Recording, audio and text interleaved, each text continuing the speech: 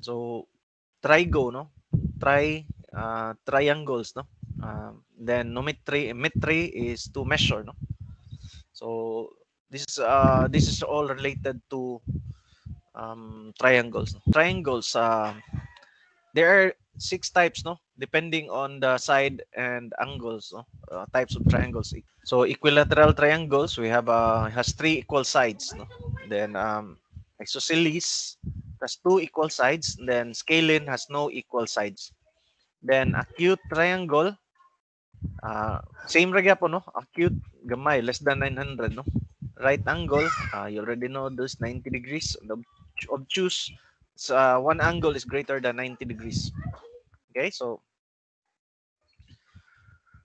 right triangle. So basically, trigonometry will focus more on right triangles, no? Okay, we can break down triangles into right angles, man, no? Right triangles. So muna. So we have the basic properties here. So A plus B plus C equals 180 degrees. And then we have A squared plus B squared is equal to C squared. This is what we call the Pythagorean theorem, no? Then we also have the area of the triangle is equal to AB over 2, no? So A times B over 2, no? Over 2. So that's it. That's the area. Okay, so we have also what we call the basic trigonometric properties. Okay, so mo na siya. Then morning so katoa, no? We have so katoa, meaning ana sine is opposite over hypotenuse, cosine is adjacent over hypotenuse, and tangent is opposite over adjacent. So muna ni sila, no? So kani sila, no? This one, these things, no? Okay? And then ang cotangent, the cotangent is 1 over tangent, okay? And then the cotangent is equal to adjacent over opposite, no? Okay, ang tangent is opposite over adjacent man, no? So what we call the secant, which is 1 over cosine, no? So hypotenuse over adjacent. Then we have what we call the cosecant, which is the reciprocal of sine. So hypotenuse over opposite, no? Okay. Then we have in terms of sides, no? So sine of A over C, no? So this is A over C here. And then we can also get the cosine, no, by subtracting the angle A from 90, no. So if given ka sa sine A, you can get the same value of using this one, no, cosine quantity 90 minus A. Then we have cosine A is equal to B over C. So B over C, no. And then we have this is also equal to the sine of quantity 90 degrees minus A. Okay. So we have also tangent A is equal to A over B. So A over B. I think these are the same, no? Cotangent A is equal to 1 over tangent A equal to B over A. Second A is equal to 1 over cosine A. So this is actually the reciprocal, no? Then C over B. Okay. Then cosecant A is equal to 1 over sine of A equal to C over A. So by now, I assume that you already memorized this, no? During our time, we had to memorize this one, no? Okay. So we have what we have tangent A is equal to A over B. So i-transpose ni atong i-transform ni nato, no? We will divide both sides, both numerator and denominator by C. Okay. So we have A over C over B over C. But based on the Pythagorean theorem, we have A squared plus B squared over C squared. Ato sang i-divide og C squared tanan, no? So it will come out nga ako A squared over C squared plus B squared, rather B over quantity B over C squared is equal to 1. So kani siya nga term ato ning gamiton, no? So we have this one right here. So Kay bao na ta nga mga kuan ni no, mahimo na ni siya, ma-transform na siya. We will start with A over C, sine of A, no? So mo nang we have also B over C, cosine of A. Okay? So with that, we have tangent A is equal to sine of A over cosine of A. So kanina ba gamito na to, no? We will go back to this one, no? So if A over C is equal to sine of A and B over C is equal to cosine of A, so therefore, kani gi-square man ni siya, di ba? Gi-square man ni siya. So kani sad squared sad ni siya diri, no? Sine squared A plus cosine squared A is equal to 1 kani, no? Iyang ibalik diri, no? Okay? So we have A squared over B squared plus B squared over B squared equal to C squared over B squared. So ma-cancel na siya, no? Mahimo siyang 1. No? Then we have A, quantity A over B squared plus 1 is equal to quantity C over B squared. Then where A over B is equal to tangent A and then C over B is secant A. So we have tangent squared A plus 1 equal to secant squared A. Gikan na gyapon diri sa ano, we also derive this one here, no? Okay. And then where B over A is equal to cotangent A, C over A is equal to cosecant A, we have 1 plus cotangent squared A is equal to cosecant squared A. Kuno ni no, derivation na ni siya tanan gibali-bali ra ni siya. So we have an example. Simplify secant theta minus secant theta times sine squared theta, no? So makita kay mo nani, no, nanagi squared lipay na mo na, no, dali ra na siya i ano. So labi na ni secant. Okay, so 1 mabali collect ra ni natong secant theta, no. Okay? So with that kuha na to siya, no. Here, no, kani nga expression here. So ma-collect na to ang like term. So secant theta times quantity 1. Kaya kani 1 man ni siya, no. Imagine na to 1 and then minus sine squared theta. Pero we already know what is 1 minus sine squared theta. So kuha na dayon, no. Cosine squared theta na siya, no. So kani siya mabalhin diri, no. And then so we have a secant theta 1 over cosecant or cosine, no. So we have ma-cancel ni siya, no, ang squared, ma-cancel siya. So that means cosine theta will remain.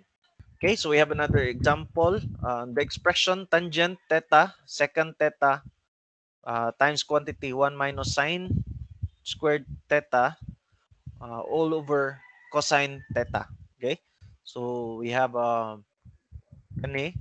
So atong ngari na lang, no, pabalhin na to dire. So kay bao na ta dayon kanina dayon, no. Kanina dayon ato dayon kuno ning 1 minus sine squared theta, balhin na to diri, no, mahimo na siyang cosine theta, no. Okay, and then ang tangent theta mahimong sine over cosine.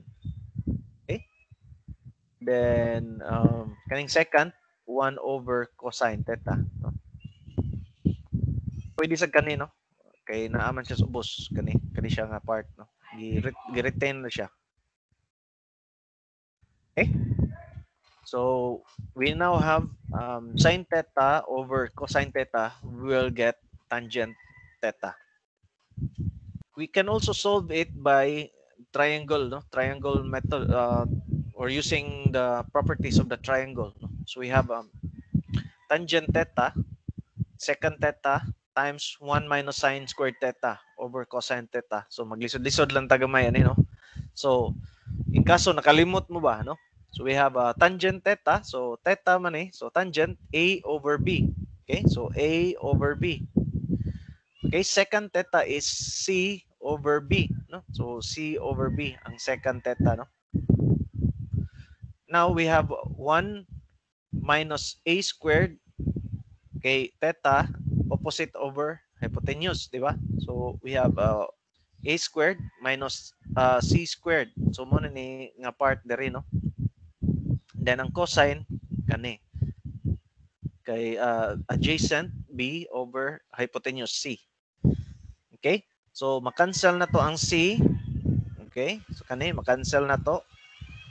And then what else? B cube na siya, no? 1 2 3. Okay? And then naam kay kani siya b squared man eh, no? Kani c squared minus a squared kay um, b squared or c squared is equal to a squared plus b squared man. So i-transpose na because we have c squared minus a squared. So we can then get a b squared from this, no? So b squared, then ang 3 ma-cancel, so a over b. So what is a over b? So tangent theta, no? So a over b. So we also have an application of that, no? So sumpay na before, no, sa atong geometry, katong depth of water. Okay? So find the area. Karon area na, no? So find the area of the flow for an 8-inch ID if the depth is 1/3 of the diameter. So before given ta sa iyang height, no? This time given lang ta sa iyang uh, 1/3. Iyang gihatagan taning ko ano, 1/3 nga diameter, no? The depth is 1/3. Okay? So ang diameter na to is 8 inches man, no? So mo na atong figure, no? So kani mo na ang 4 inches kay radius is half of the diameter. So kani sad half sa diameter.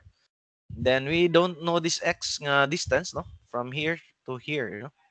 We don't know yet. We also do not know this y. But we know h is 1/3, no? 1/3 na siya. Okay? This is 1/3. So ma-kuha na to. Ma-determine na to. Okay? So let's move to the solution. So we have 1/3. 1/3 of 8 is 2.667 inch, no? So 1/3 667 inch din siya, no? Kani nga distance. So given man ta nga 4 ning diameter, no? So that means we can subtract, no, the h from the 4 or the radius. So we have 1.33 inch. And then y over 4 kay y over 4, okay, or rather y over 4 cosine theta man siya, no? Kaning y is theta na to kani, no? Kaning gagi ko na to dire ibabaw, no? Kani itong laruhon na kay malipat niya mo. So kani ang theta, okay? So adjacent y over 4, no? Hypotenuse. Okay, so muna na siya. So given naman ta sa y, so we substitute 1.33 divided by 4. We get the arc cosine of that. So we get the value of 70.53 degrees. So muna ni ang atong angle, no?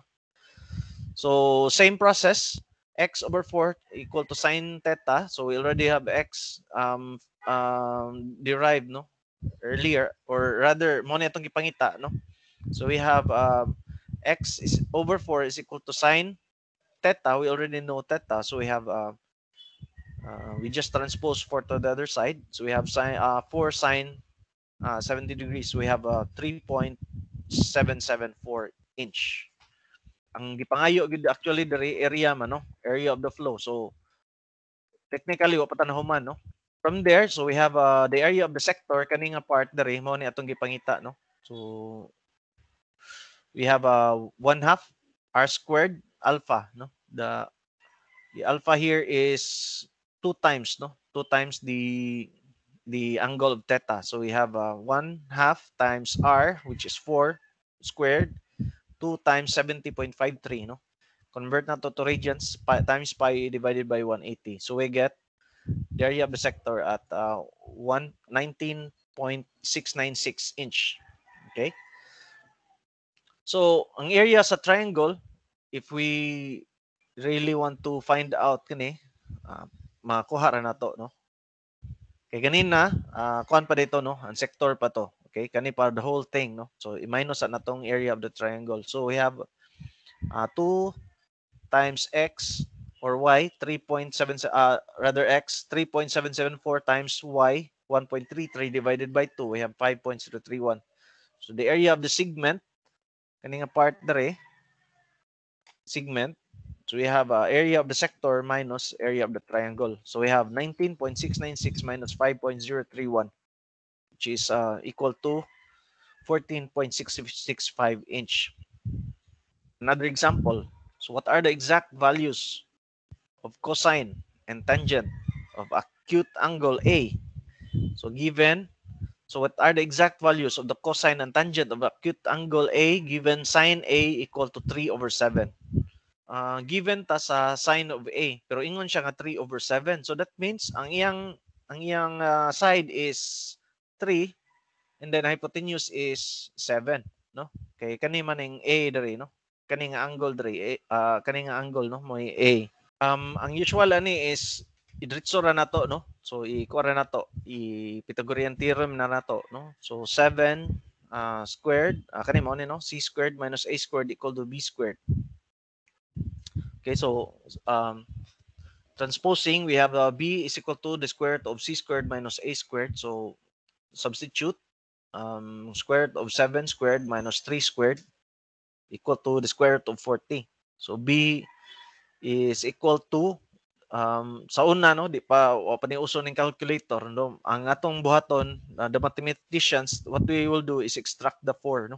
This we can extract the square root of 4, which is 2. So 2 square root of 10. So yung nana siya, no. Okay, so if 2 of, or if B is equal to 2 square root of 10, so that means cosine A is equal to B over C. So we have B 2 square root of 10 over 7.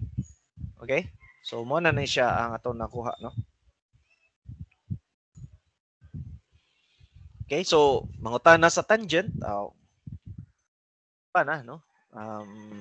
Kuha na nato, no? So A over B man. So A is 3, no? Then divided by B, so over square root 2 square root of 10. So di pwede, dili ni siya, it's not advisable, no, or it's not standard practice to put a radical as the denominator. So muna nga multiply na to og square root of 10 ang duha para ma-whole number. So we have square root of 10 times square root of 10, so we have 10 times 2, so 20, no. Then kani 3 times the square root of 10, 3 square root of 10. So measurements, no? So in English system, we have 1 degree equal to 60 minutes, no? 1 minute is equal to 60 seconds. Then English system na siya, no? Ang metric, we have gradient, no? So one right angle is 90 degrees equal to 100 gradients. So that means in one circle or one revolution, we have 400 gradients. Okay? And then sa SI, we have radians, no? So pi radians. So that's 180 degrees. So if you want to have one revolution, you have to have 2 pi, no? 2 pi of radians. Okay? So a degree multiplied by pi divided by 180, we have radians, no? Or a degree would be equal to radians times 180 over pi. So gibalira, no?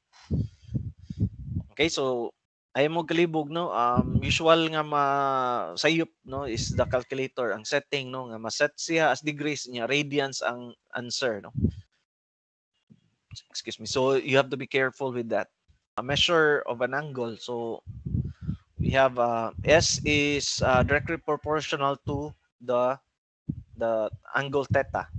So we have the formula, S is equal to R times theta. Okay, so you just multiply that one to get the distance, no, this distance. Okay, kaning distance, no. So we have also one revolution equal to 360 degrees, so it's equal to 400 gradients and 2 pi radians, no. I already mentioned that in the previous slide, so let's proceed.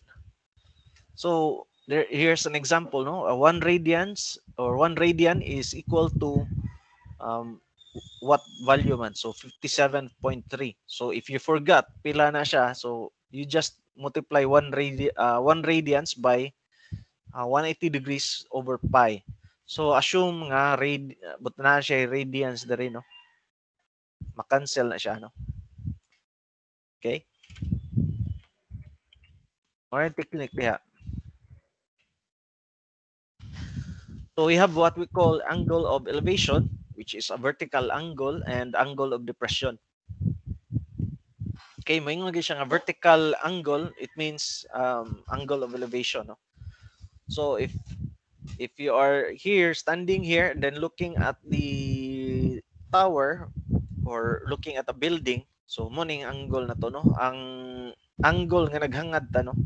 The angles that we are raising our eyes to, mo na siya.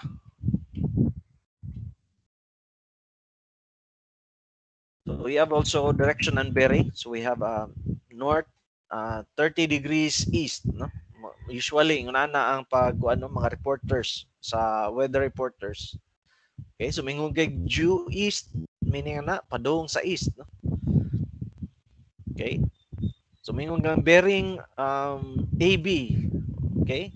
So south alpha of east. Okay? So let's have an example. So an observer wishes to determine the height of a tower. So he takes sight of the top of the tower from points AB, which are 50 feet apart and at the same elevation, and on the direct line with the tower. So the vertical angle at the point A is 30 degrees, and at point B it is 40 degrees. So what is the height of the tower? So let's visualize the problem. So mo na siya, no? So 50 feet apart, gani? So point A and point B here. Okay? And then they are both looking at the tip of the tower. Okay? And then the one standing at point A, the angle of elevation is 30 degrees. For point B, you have 40 degrees. So they just know that they are 50 feet apart. So how do we get the height of the tower? So first, let's get h, the height, over x. So we do not know this one, no? This value here. But we know that it is tangent 40 degrees. So the ratio of the two. So we export, or we expose x. We have h over tangent 40 degrees. So muna atong expression, no? Now for the second point,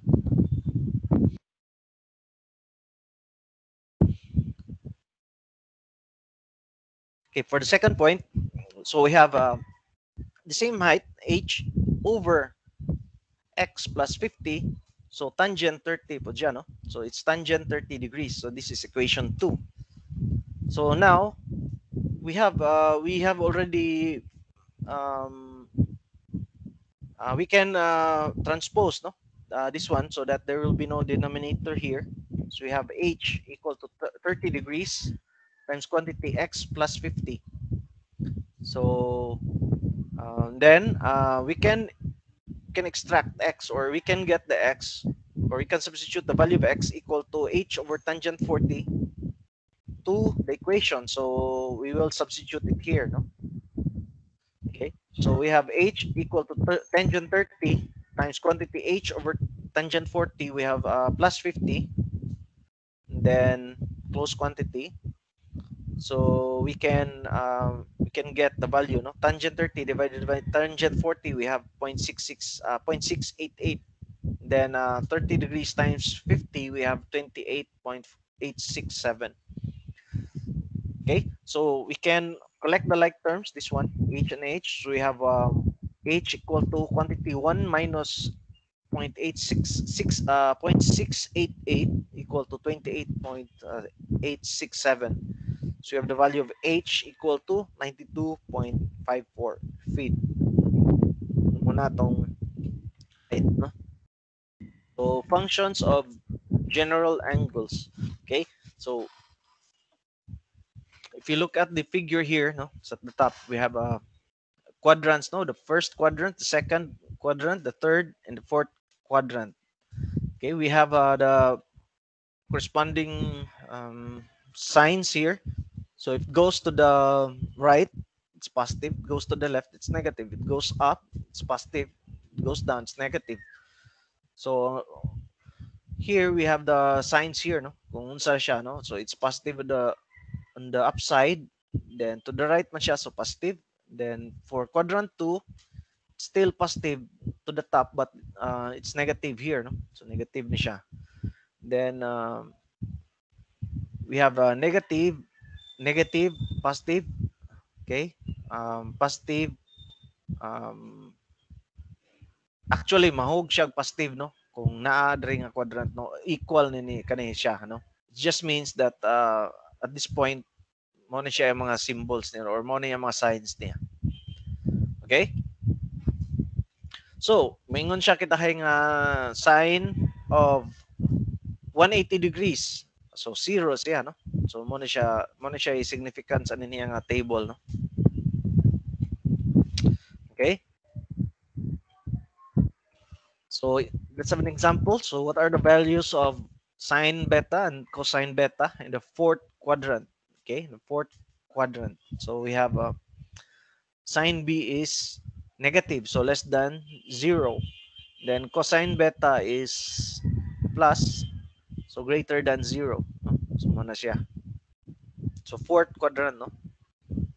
So, sine beta is, okay, less than 0. Okay, so less than 0, then cosine beta is greater than 0. Another example, so what is the value of the angle whose tangent equals 1 and the sine is negative?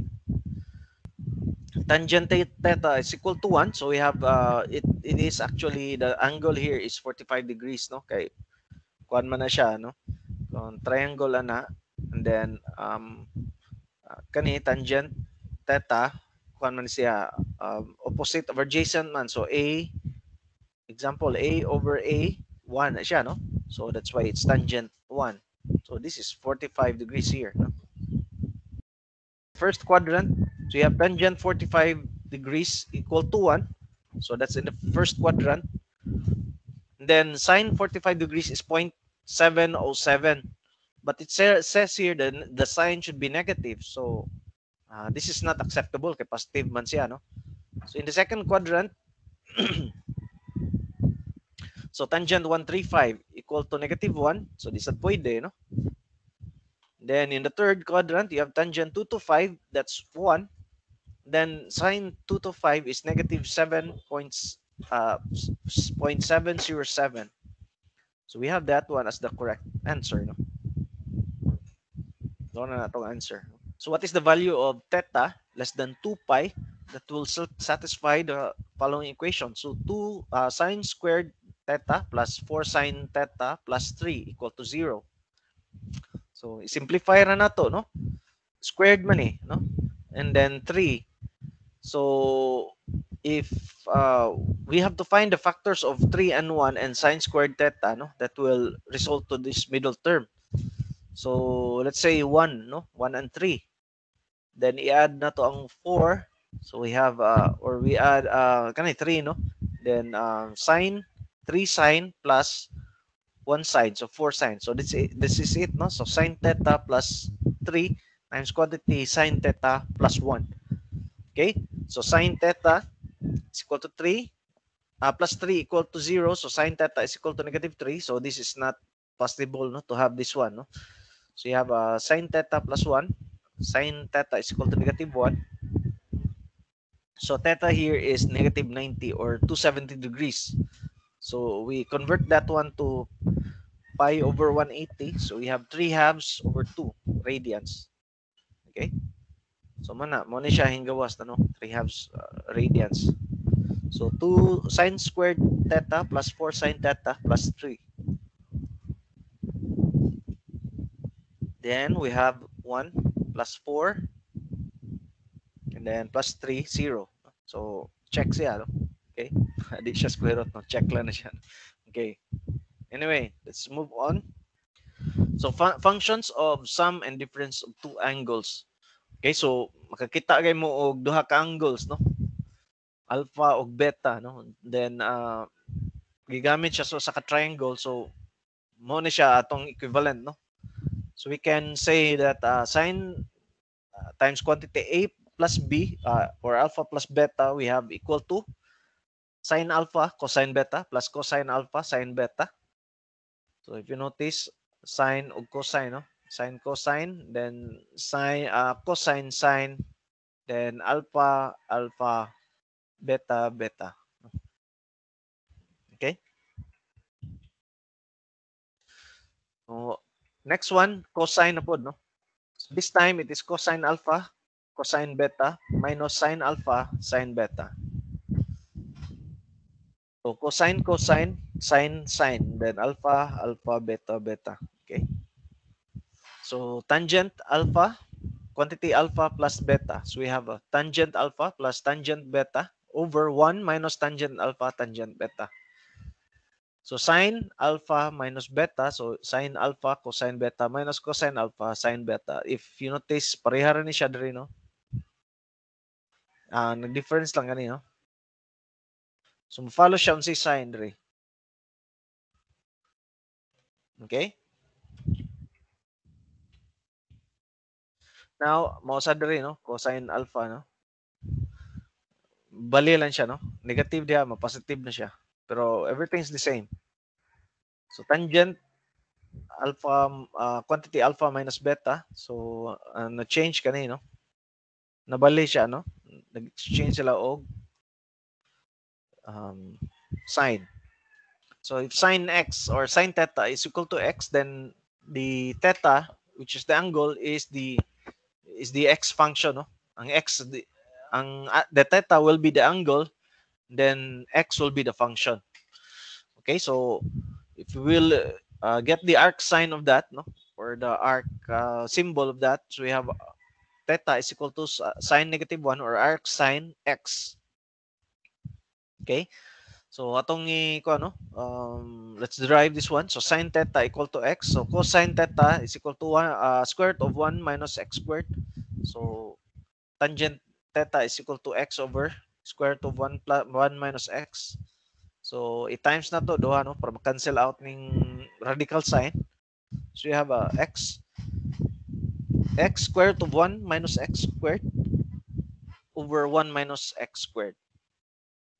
Okay, so that means nga kani here, this side here is square root of 1 squared minus x squared. Okay. Okay, kani man good, no? Kani nga kuan, cosine theta is equal to square root of 1 squared minus x squared. So assume na to over 1, no? So oblique triangles, triangles with no angles or with no angle equal to 90 degrees. So angle A, B, and angle C, none of the three angles are equal to 90 degrees. Okay, so sine law. So we have the simple running sine law, no? So A over sine of A equal to B over the sine of B equal to C over the sine of C. Or bali, pwede balihon, no? Ibalira ni siya. Sine of A, angle A over side A equal to sine of angle B over side B. Then sine of angle C divided by side C. So use this formula if the angle and the opposite sides are known. So yung nanin ni siya, no? So we cannot use this one if kuha na siya, no? Kung dili kani gid ang given niya, no? Ang iyang angle is given and then the opposite sides, no? Kani are known. Okay, dapat kani may given kani and this one, no? Ang angle and then this side here. Cosine law, so two opposite sides are given, no? So sides, two opposite sides. So kani and kani, no? Okay, this formula is if three sides are known or two sides and an included angle. So if the three sides are known, makagamit ani, no? Or kani, given ni this one, then kani, no? Included angle. Or could be nga kani, and then kani nga angle. It says here that a squared plus b squared plus c squared minus 2bc cosine alpha, no? Cosine angle A. So, ang inyong timan-an ra ni, pareha rin ni sa, ano? Pareha ra sa nga, Pythagorean theorem, no? So, nalay minus 2bc, no? Kung unsay dere na dere, b ug c, mo say na dira, no? Then cosine angle. So, meaning ana, kaning manggod, no? Muna, b and c, and then the included angle. Muna nga, na kuha na siya, na purma na siya. Same with b squared, no? B squared equal to a squared plus c squared minus 2ac, no? Cosine angle B. Then same side, c squared equal to a squared plus b squared minus 2ab cosine c.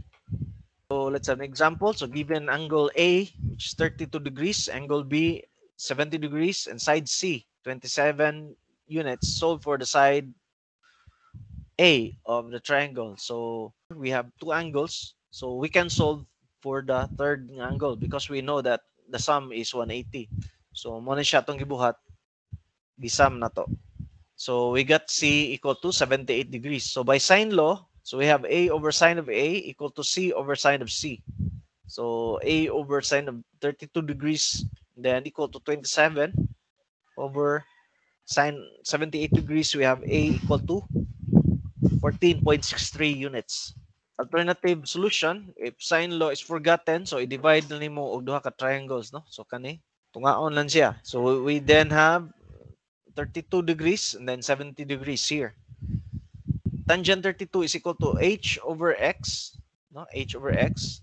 Then tangent 70 is h over 27 minus x. So we have substitute equation 1 to equation 2. So we then have these equations here. Okay, so makuha na din natong x equal to 21.99 or 22, no? Then h is equal to tangent 32, then times 21.99. We have the height 13.74. So sine 70 degrees equal to h over a. A is equal to 13.74 over sine 70 or 14.62 units. So we're actually looking for this edge here, no? Okay, so given the triangle with angle C equal to 28.7 degrees, side A, 132 units, and side B, 224 units, solve for angle B of the triangle. So, given tawag duha ka sides, no? Yeah, two sides, and then the included angle. So, two sides, then the included angle, no? Kay kani, no? Included angle man siya. So, very rife for cosine law. So we have c squared equal to a squared plus b squared minus 2ab cosine c. So given na ta sa angle C, given ta sa duha ka sides, no? So direct substitution, we have c equal to 124 units. So remember nga c squared pa na siya, i-square root pa na nato tanan, no? Mo na nga 125.4 units. Then dili siya pwede gamitan og sine law, ha, mo sub siya, no? So kaya nga when it is an included angle, kaya nga cosine law atong gamiton. Okay? Kaning example ato ning gamitan og sine law na mausab siya, no? 59.05. So dili siya equal, no? So dili siya equal to 120, no? So let's proceed. So the length of a lake is to be determined. So the length of a lake, no? A distance of 850 meters is measured from one end to point X on the shore. So a distance of 732 meters is measured from X to the other end. If an angle of 154 degrees is measured between the two lines connecting X, what is the length of the lake in meters? Mo sa ni basis sa ako, ano? Kanang surveying, no? Mo sa ni basis nila angle mo itan-awon, so makuha nilang distance. Okay? So mo ni siya. Ang point X na to is here. Okay? So ang one end 850 meters and the other one is 732 meters. Then he create siya og angle nga included angle 154 degrees. So the length of the lake we have to solve by cosine law, no? So L squared is equal to 850 squared plus 732 squared minus 2 times 850 times 732 cosine 154 degrees. So whatever comes out of this one, we have to extract the square root, which is so that we will get the value of L equal to 1,542 meters. So we just finished our discussion on trigonometry.